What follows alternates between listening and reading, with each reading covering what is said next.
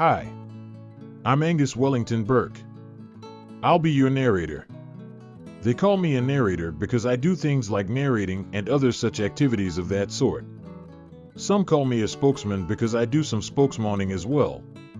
I do that on the side. Ever since the dawn of mankind, people have always had to work for a living. After all, even the caveman had to hunt.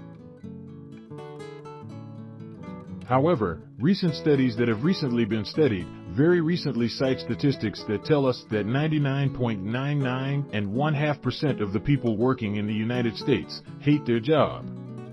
And there are many experts that say that the odds may be even higher than that, by at least a couple of half percentage points. Now, I don't mean to be all up in your face, all up in your business, or all up in the crack of your buttocks. But I'm here to tell you that you are not alone in your suffering. In fact, I'm here to demonstrate to you that certain things in the workplace are the same no matter where you go. It is the dawning of a brand new day and the birds are all chirping and stuff. Everything seems so wonderful and happy. Except at that particular hellhole where you work. As an example, we are going to use the wonderful company of PsychotiCorp and their widgets division. Here is the widget factory you see very conveniently displayed and depicted on your screen. Notice that it even has its own clouds hovering over it, raining down upon it. Now, every factory or workplace has at least one individual that has worked there for a number of years. He is very bitter and angry and such, after many years of continuous abuse. Let us introduce to you, Mr. Jerry Lunchbucket. Yeah, I'm bitter. I've been used, abused, mocked, ridiculed, beaten down, fisted, and left for dead. And that's just this morning. My boss is a jerk. I breathe carcinogens every day. I haven't gotten a raise in 5 years, and the stress is intolerable. Other than that, things are just freaking great. So, you see what I mean about Jerry being all bitter and such. But most places not only have those that may be bitter, they also often seem to have some individuals that like to think that the company just couldn't survive without them. Here's John. He is one definite example of that. Yeah, this place would be nothing without me. I mean, half of these idiots don't know what the hell they're doing. The other half does, but they just don't care if they get anything right or not. Every time they screw up, they just say, "Oh well," with a big freaking smile on their face. Every single damn one of them is a total loser if you ask me. I don't know how this company would survive without me here to fix all the screw-ups. And believe me, there are plenty. For some reason, though, no matter how much some people hate their job, they never leave it. Of course, we could speculate, debate, conversate, or philosophate all day long as to why that is. But I personally believe it's all about the fear of leaving your comfort zone. You see, no matter how miserable you may be, you might be afraid to go somewhere else because you fear that it might actually be worse than the current bitter flavor of daily hell you are currently tasting. Usually, when faced with the potential reality of losing their job, some of these people often show how they are really all just talk. Sort of like our good friend Jerome here, who just so happened to have been called into the boss's office for running his mouth once again. Well, boss, you know that I really didn't mean what I said when I said you look like the Frankenstein monster on steroids. And that you walk and talk like you've been constipated for about 6 months, and that your knuckles drag on the ground like a big baboony ape. And that you're about as smart as a bag of rocks. And all of the other things the lying dirty rat finks around here told you I said. You have to understand that I really wasn't coming from a happy place. I promise it won't happen again.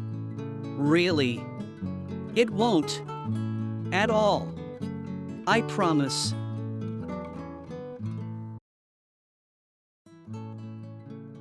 Jerome also has some issues with safety. As you can see here, he has once again impaled one of his co-workers with one of the forks of the fork truck.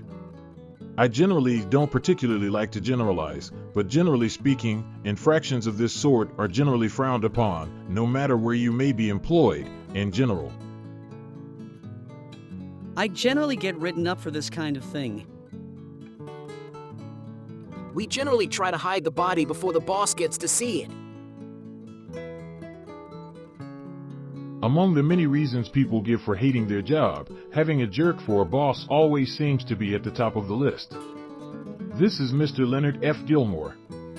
Most call him Mr. Gilmore, Mr. G, or just boss.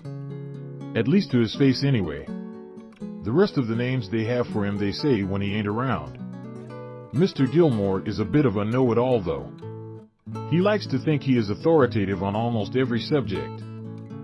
And, in order to feel superior, he also likes to psychoanalyze those who work for him. You know what's wrong with John, don't you?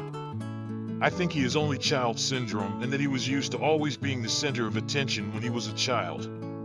That's why he gets jealous when other people get recognition for their work. So to compensate, he has to criticize everything everybody else does. Plus, I think he's a little on the stupid side. Mr. Gilmore doesn't like to be criticized at all. He sort of likes his yes men, if you know what I mean.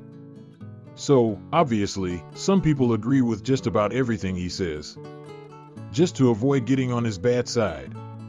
Here's Bill, to further illustrate the point. You're absolutely right, boss. I think you hit the nail right on the head. You definitely know what you're talking about. You should be the CEO of the company, really. You're awesome, you're my hero, my inspiration, and you're the wind beneath my wings. Meanwhile, just outside of the warehouse, in the back of the building, we have Stan and Trey. Stan's biggest fault is just being a bit of a smartass who specializes in the fine arts of sarcasm and smartassery, and will quite often offer a corny joke. Maybe a little too often for most people's liking. Hey Stan, have you seen Mr. G? I've been looking all over this bloody damn place for him. I can't seem to find him anywhere. Mr. G? No, I haven't spotted him. Get it? Haven't spotted Mr. G? You know, like G-Spot?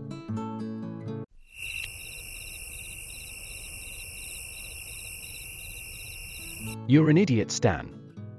An absolute buffoon. This is Trey.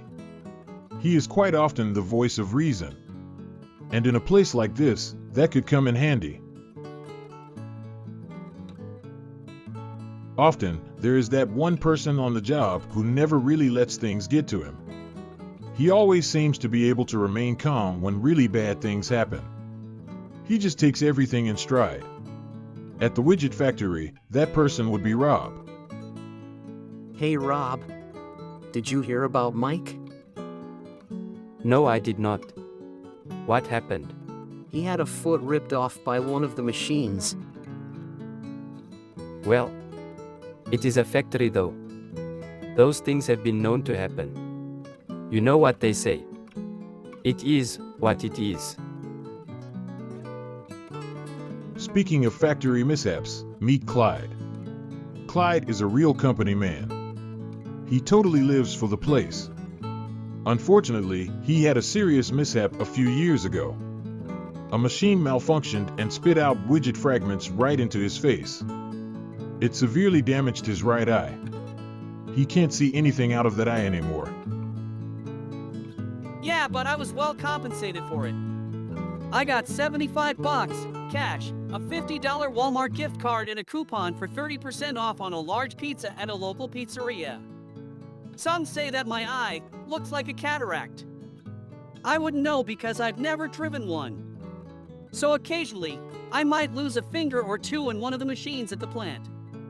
But my coworkers are pretty quick to pick them up and put them on ice so that I can get them reattached. What a great bunch of guys they are. It's been a while since the last time that has happened though. I almost have most of the feeling back in all of my fingers. Getting a finger ripped off by production machinery really ain't so bad once you get used to it. Now meet Bambi. She works out on the production floor along with all the guys. I don't get approached by any of the men here. I think it's because men are intimidated by extremely beautiful women such as myself. Even at company functions when I wear a really sexy backless evening gown. I mean, I even shave my back and buttocks beforehand. It can be so discouraging. What's a pretty girl to do? So now you have met most of the gang at the widget factory. And what a wonderful assortment of characters they are. At least, we seem to think so. Maybe you would agree.